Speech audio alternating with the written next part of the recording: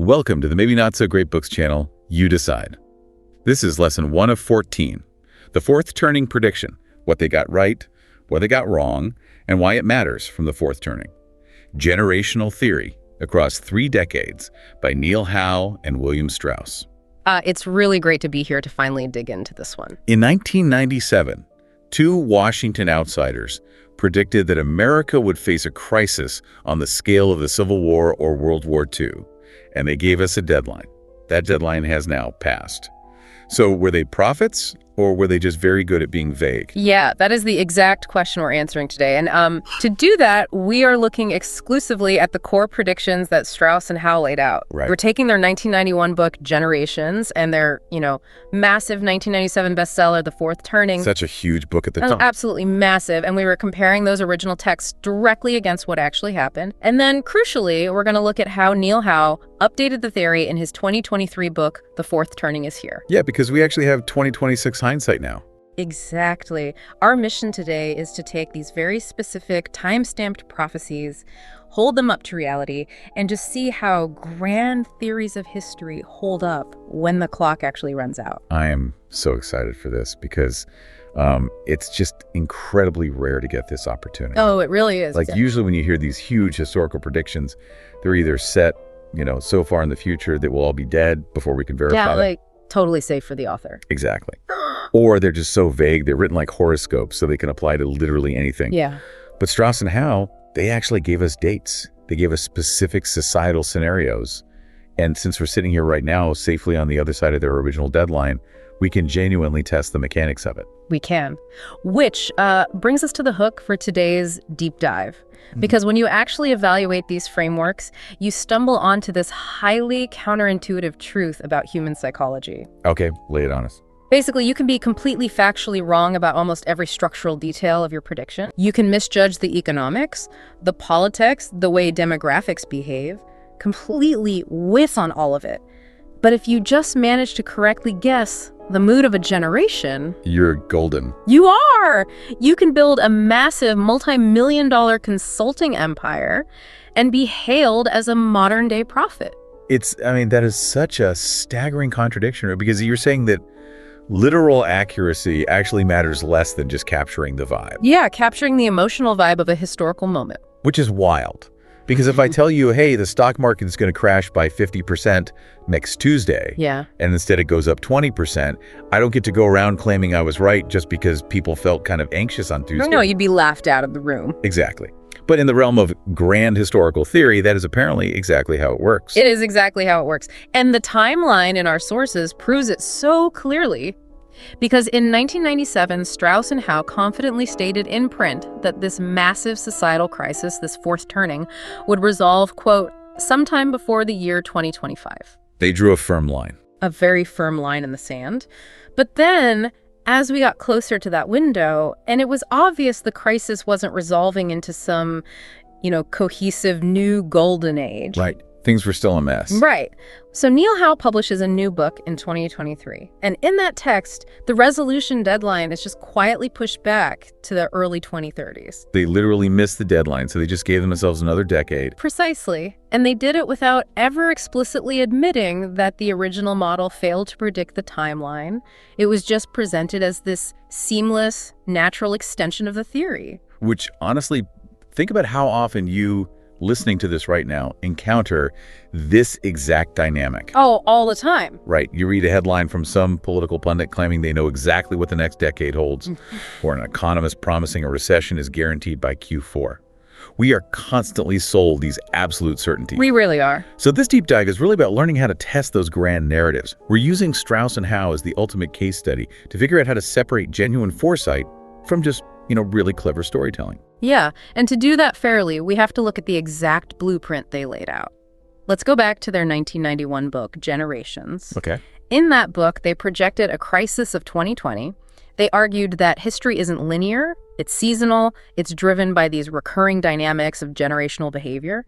And then by 1997, with the fourth turning, they sharpened it. Right, they got more specific. They did. They claimed America would enter a fourth turning crisis around the year 2005, and that it would climax around 2020. We really need to emphasize the language they used here, because it wasn't subtle. To understand what they were selling, listen to this exact quote from the 1997 text. Go for it. Quote, "Sometime before the year 2025, America will pass through a great gate in history, commensurate with the American Revolution, Civil War, and twin emergencies of the Great Depression and World War II." It's just massive. Right. They weren't predicting a rough election cycle. They were declaring that the fundamental architecture of the world was going to break. It's an apocalyptic claim. And the engine driving this entire theory is this concept they borrowed from antiquity called the saculum. Yes, the saculum, which sounds incredibly academic. Where does that term actually come from? It's fascinating, actually. The Etruscans originally used the concept of the saculum to measure the longest possible span of a human life. Right. It was basically the time it takes for an entire generation to completely pass away. So imagine a city is founded. Right. The first saculum ends the moment the very last person who was alive on the day that city was founded finally dies. Oh, wow. Yeah. And later, the Romans adopted it to mark the passing of an era. So Strauss and Howe basically took this ancient measure of biological time, which is roughly 80 to 100 years, and applied it to modern institutional history. So they took this fluid biological concept and turned it into a really rigid historical clock. Exactly. They argued that within each saculum there are 4 turnings, and they perfectly mirror the 4 seasons. Right. Spring, summer, fall, winter. Yeah. The first turning is an era of institutional strength, like spring. The second turning is an awakening spiritual upheaval, rebellion, like summer. The third turning is an unraveling deep individualism and decay, which is autumn. And then we hit winter. And then we hit the fourth turning, the crisis. To quote them directly, "History is seasonal and winter is coming. Like winter, it cannot be averted. It must come in its turn." I mean, as a literary device, it's brilliant. Oh, it's incredibly sticky. Everyone understands the seasons. But I think for you listening, it's so vital to recognize the difference between a seasonal analogy and a structural prediction. Yes, exactly. The difference between saying, hey, it's going to be really cold and stormy this winter, versus forecasting a Category 5 hurricane will make landfall in Miami on Tuesday at 4 p.m., and it will destroy the financial district, but leave the suburbs completely untouched. That is the perfect way to look at it. Strauss and Howe predicted the winter. They correctly sensed the climate was getting cold. But when they tried to predict the specific behavior of the storm, that's where things fall apart. That distinction is the entire crux of our deep dive today. And to really break that down, we need to look at 3 specific stories from the sources. Let's do it. The first story is about the eerie prescience of their hypothetical crisis scenarios, because this is the part that makes people think they were actual prophets. Yeah, to appreciate this, we really have to mentally travel back to 1997. Set the stage. Okay, picture the cultural vibe. The dot-com bubble is inflating. Unprecedented wealth is being generated. The Cold War is officially over. Right, Francis Fukuyama had just published The End of History. Exactly. The prevailing wisdom was that Western liberal democracy had won forever. We had solved the big existential struggles of civilization, and from here on out, we were just going to be managing spreadsheets. Total 90s complacency. Total complacency. And right in the middle of that, Strauss and Howe drop a book outlining 5 hypothetical catalysts that could spark a nation-defining catastrophe. And the specifics of those 5 scenarios are what caught everyone's attention. Remember, they are writing this 4 years before 9/11, 11 years before the 2008 crash, and 23 years before COVID-19. Yeah. So from the 1997 text, here are their 5 sparks. Scenario 1. A terrorist attack by a foreign group, potentially with weapons of mass destruction, leading to domestic civil liberties crackdowns. I mean, that's literally 9/11 and the Patriot Act. Right. Scenario 2. A communicable virus prompting mass quarantine and authoritarian public health measures. COVID lockdowns, word for word. Scenario 3. A federal fiscal crisis triggering state-level secession threats. Scenario 4. A constitutional crisis from a budget impasse. And Scenario 5. A military confrontation involving Russia. It's wild. Reading that list today, it is essentially the major headlines of the last 25 years. Yeah. It completely maps to Ukraine, to the pandemic, to the war on terror. It really does. You can entirely understand why someone would read that and think, okay, these guys clearly had a crystal ball. It is deeply seductive, but, and this is a big but, if we apply some rigorous historical skepticism, a different picture emerges. Let's imply it. You have to look at the time horizon they gave themselves. They established a 25-year window for these events to occur. Right. If you give yourself a quarter of a century to play with, Aren't disease, terrorism, and geopolitical conflict with historical rivals essentially guaranteed to happen at some point? Yeah, that is the catch. It's a total shotgun approach to prophecy. Right. If I fire a dozen broadly defined worst-case scenarios into a 25-year future, a few of them are absolutely going to hit. Exactly. Plus, they didn't pull these out of thin air. They were observing the world in 1997. The first World Trade Center bombing happened in 1993, so foreign terrorism was already on the radar. Right, the Ebola outbreak in Zaire was highly publicized in the mid-90s. Yes, and the U.S. government had just gone through massive shutdowns in 1995 between Clinton and Gingrich, and post-Soviet Russia was notoriously unstable. They were just looking at existing vulnerabilities and projecting them forward. Predicting a pandemic or trouble with Russia over a 25-year span isn't magical foresight. It's just describing the actuarial probabilities of human civilization. It would honestly be a historical anomaly if a 25-year period passed without a viral outbreak or a terrorist event. Exactly. So they threw enough darts to hit a few geopolitical crises. But the real test of a generational theory is what happens to society after the catalyst hits. Yes, the structural outcomes. Did they get the math right on how America would respond? And that transitions us to the second story, the prediction scorecard. This is where we look at their specific structural forecasts. Because while they cast a wide net with the catalysts, they were incredibly precise about what would happen to society. And this is where the story turns. It really does. The framework systematically collapses here. Let's go through their major structural predictions. First, they claimed that during the heat of the fourth turning, society would unite to face the threat, leading to one political party achieving decisive generational dominance. Like the New Deal coalition during the Depression. Exactly. They thought the crisis would forge a new, overwhelming consensus. And reality delivered the exact opposite. Completely. If you look at the timeline from 2001 to 2025, power alternated between the major parties 5 separate times. We went from the Bush-Gore contested election to the brief post-9/11 unity, which completely fell apart over Iraq. Right. To the Obama coalition, which sparked the Tea Party backlash, leading to Trump, leading to Biden. The crises didn't forge consensus. They deepened polarization into something totally intractable. It was a complete miss. And that failure cascades into their second major prediction, which was about economics. Strauss and Howe explicitly predicted that income inequality would significantly decline during the fourth turning. Because they thought there would be shared sacrifice. Right. They were looking back at World War II, where massive taxation and a wartime economy compressed the wealth gap. They assumed a modern crisis would force the nation to pull together and redistribute the burden. But look at what actually happened. After the 2008 financial crisis, which we'll get to in a second, we saw quantitative easing, the tech boom, and this massive asset inflation. Yeah. The wealthiest 10% now hold over 2/3 of the national wealth. The gap between the median worker and the executive class expanded to Gilded Age levels. The crisis accelerated wealth concentration. It didn't shrink it. Which brings us to their third failed prediction, unionization. They anticipated a return to communal, civic action, so they predicted the economy would become much more unionized. Right, workers banding together to rebuild the infrastructure. But instead, we got the gig economy. We got Uber, algorithmic management, the fragmentation of the workplace. Union membership actually kept falling, down to around 10% by 2023. We became way more atomized, not more collective. But honestly, the most glaring structural miss has to be their prediction about millennials. Oh, the Power Ranger concept. Yes.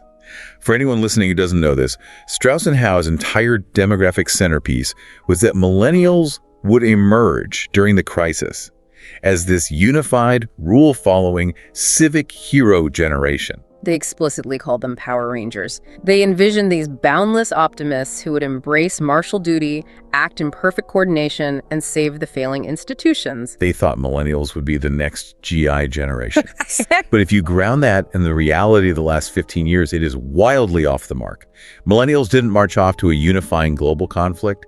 They graduated into the teeth of the Great Recession. Yeah, burdened by historic student debt. Shut out of the housing market. Yeah. And politically, they are incredibly fragmented. There's no massive martial mobilization. There's no unified formation saving the day. They're a generation defined by economic precarity and a deep distrust of institutions. So when you look at the final scorecard from our sources, the contrast is just stark. They scored 0 clean hits on their specific structural predictions. They got a few partial hits on the broad crisis scenarios, the actuarial probabilities, but they had outright misses on almost every measurable metric of societal change. They absolutely nailed the vibe of a crisis, Yeah. but they swung and missed on all the measurable outcomes. Yeah. It's like predicting a harsh winter, but assuming the winter is going to make everyone come together to build snow forts and share firewood.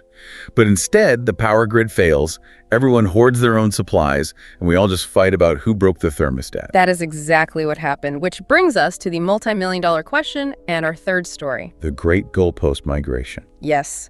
What do you do if your entire consulting empire is built on a framework with a 2025 deadline and reality refuses to cooperate? William Strauss passed away in 2007. He did, leaving Neil Howe to manage the legacy.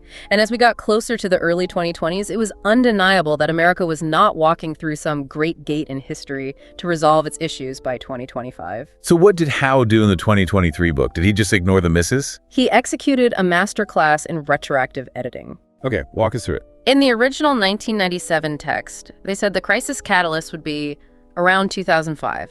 So when 9/11 happened in 2001, followers of the theory embraced it. It was the obvious catalyst. It fit the mood perfectly. A sudden, unifying trauma. But by 2023, 9/11 presented a mathematical problem for Howe.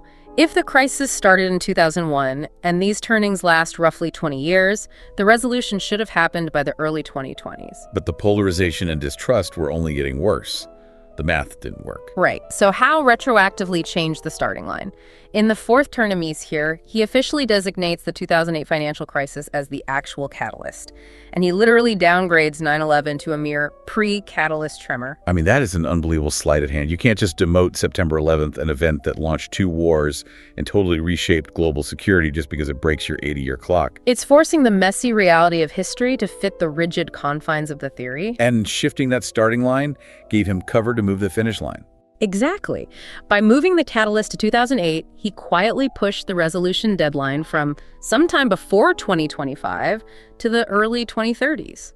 No explicit apology, no detailed breakdown of why the structural predictions failed, just a seamless, decade-long revision. This perfectly illustrates the Michael Lind quote from our sources. Yeah. He said, "These predictions are as vague as those of fortune cookies." Yes. Because if a theory has a built-in elasticity of a decade, and you can just rewrite your definitions after the fact, it's not a theory anymore. It's marketing. It's your marketing. Yeah. It's a narrative designed to absorb failure so it always looks correct in retrospect. And that transition from theory to unfalsifiable narrative is exactly why this matters for you right now in 2026. Let's bridge this to today, because according to the original book that influenced so many leaders, we are currently living in the exact window that was supposedly the glorious resolution. We should be enjoying the new golden age right now. But instead, we're told we're in the waiting room until the 2030s.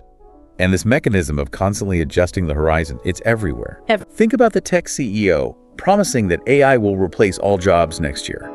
And when it doesn't, they just reset the clock and raise more venture capital. Or the political strategist promising a permanent demographic majority.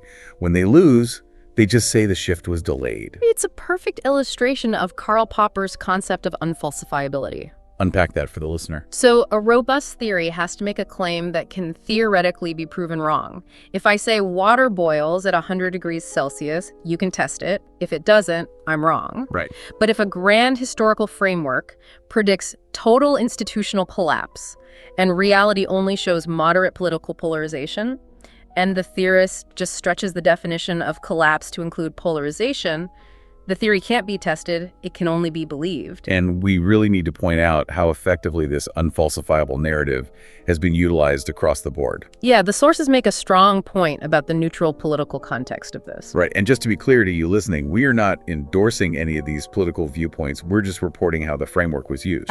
In the 1990s, Al Gore openly praised this theory as a roadmap for renewal. At the same time, Newt Gingrich was handing the book out to Republican lawmakers as a guide for conservative revolution. And later on, Steve Bannon adopted it heavily during his time in the White House, using the language of the fourth turning to frame political conflicts as an apocalyptic, necessary struggle. Which highlights the true danger here. The danger isn't left-wing or right-wing politics. It's the deterministic fatalism. Explain what you mean by that. Well, if you genuinely believe that a massive crisis and institutional destruction are just biological necessities of history, that winter must come, it changes how you act. Right. You might stop trying to forge compromises. You might stop trying to fix a failing institution because you think it's destined to collapse anyway. Or worse, if you think a crisis is required to reach the next golden age, you might actively try to accelerate the destruction. That is exactly where the principle breaks down, which brings us to the limitation of this theory. We have to clearly define the boundary between actuarial probability and prophecy. Because defenders of Strauss and Howe will look out the window today, look at the low trust in government, and say, look, they predicted this. They knew the institutions would fail.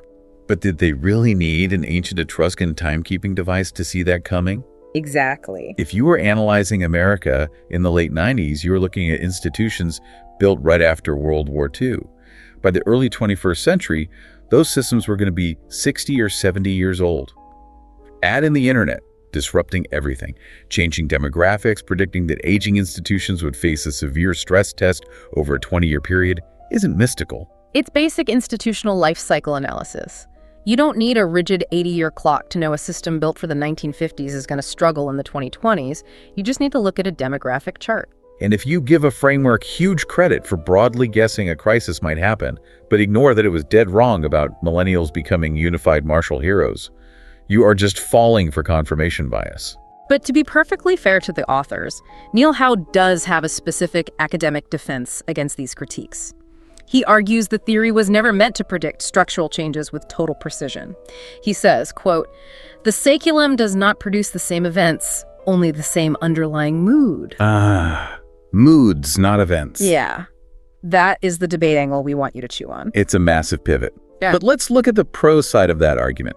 If you accept the moods framing, Strauss and Howe were genuinely perceptive. They really were. Sitting in the complacent 1990s, they accurately foresaw that the optimism would fracture into deep distrust and a feeling that the country was unraveling. They nailed the mood shift. They did. But here's the con side. A theory that claims to only predict shifting moods disavows responsibility for the actual events and constantly adjusts its timeline, is structured to never be wrong. Right. If a framework can't fail, is it actually teaching us anything about history, or is it just validating our anxieties? That is the exact question you have to wrestle with after this deep dive, which brings us to our final takeaway. What's the Monday morning action step? The next time you encounter a grand prediction at work, in the news, or in a best-selling book, don't passively consume the narrative. Do not get swept up in the storytelling. Create your own scorecard. Literally write down their specific structural claims and their exact deadline. Strip away all the evocative metaphors and isolate the measurable data. And when that deadline hits, check the scorecard. If the guru moves the goalposts or claims a vague victory while ignoring all their specific misses, you know you are dealing with a storyteller, not an analyst. Hold the prophets accountable to their own deadlines. Absolutely. And I want to leave you with one final provocative thought to mull over.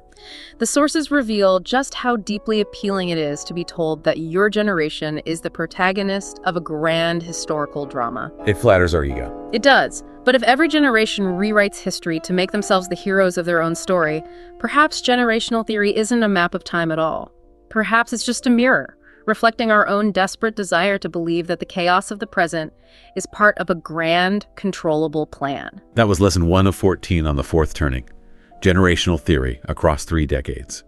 Subscribe for the full series. If you haven't seen our debate overview of the whole book, check that out, link in the description. Thanks for being here. See you next time.